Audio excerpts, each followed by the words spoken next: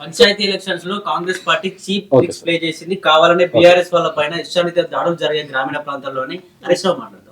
సిగ్గుశరం లేనోడు అట్టనే మాట్లాడతారు. ఓడిపోయాడు కదా, ఇంకా పని పాట లేనోడు కదా.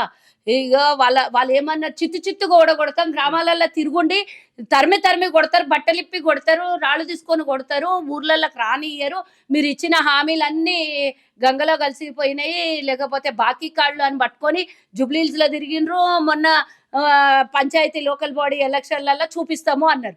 ఆడ బోర్ర పడ్డారు, ఈడ గుంతలో మునిగిపోయారు.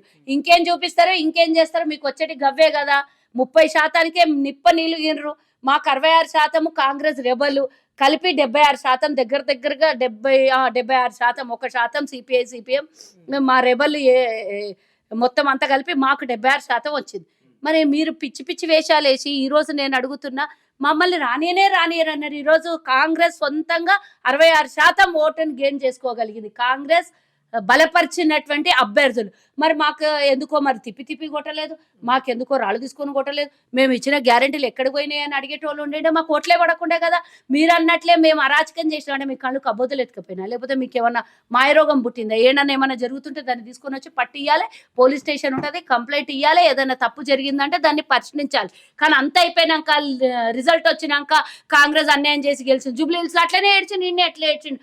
శాతగానోడు సీతారాం అన్నట్లు ఆడరానోళ్ళు నాచినే న్యాయతో ఆంగన్ తేడా అన్నాడంట వెనకడికి ఎవడో ఒక్కడు. మీకు శాత కాదు, శాతనైనోడు పని చేస్తే ఏడుస్తుంటారు మీరు.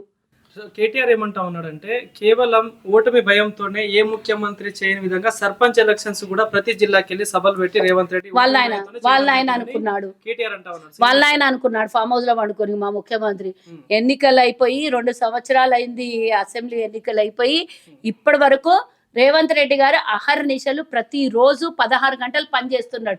దాంట్లో భాగంగా మా కార్యకర్తల్ని కలవడానికో, లేకపోతే మా గ్రామీణ ప్రాంతాల ప్రజలకో కలవడానికో పోతే అయినా కానీ ఊరూరు తిరగలేదు.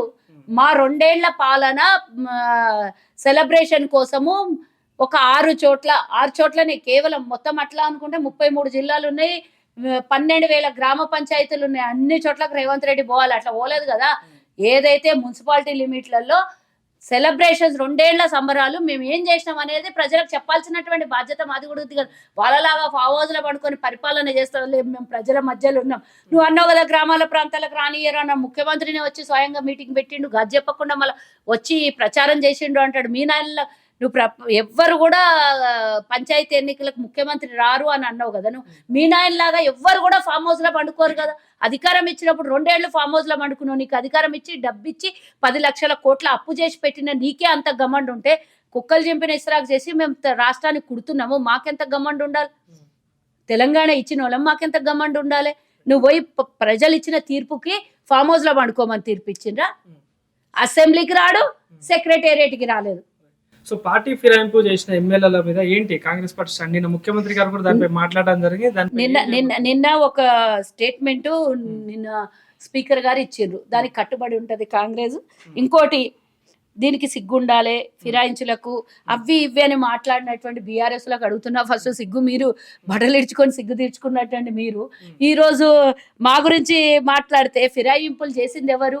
గతంలో చివరి ఎల్పీని విలీనం చేసినామనే కంపు మాటలు మాట్లాడి 12 మంది ఎమ్మెల్యేల్ని అదేమంటారు బర్ల దొడ్లలో బర్లను కొనుక్కొనో లేకపోతే వీటిని కొనుక్కొనో పోయినట్టు తీసుకొని పోయి మీ దొడ్డిలో కట్టేసుకున్నామని డైరెక్టే చెప్పారు ఎంతో మంది. మీరు డైరెక్ట్ అన్నారు, మేము కేసీఆర్ మా వాళ్ళని 12 మందిని 20 మందిని తీసుకొని వచ్చి మా దొడ్లో కట్టేసుకున్నాడు అని చెప్పారు. మరి మీలాగా మేము చేయలేదు కదా. ఈరోజు వచ్చినోళ్ళు ఎవరో పోయినోళ్ళు ఎవరో మీకే లెక్క తెలియదు. ఉన్నోళ్ళ సంగతి మాట్లాడుకోండి, పోయినోళ్ళ సంగతి లెక్క చెప్పండి.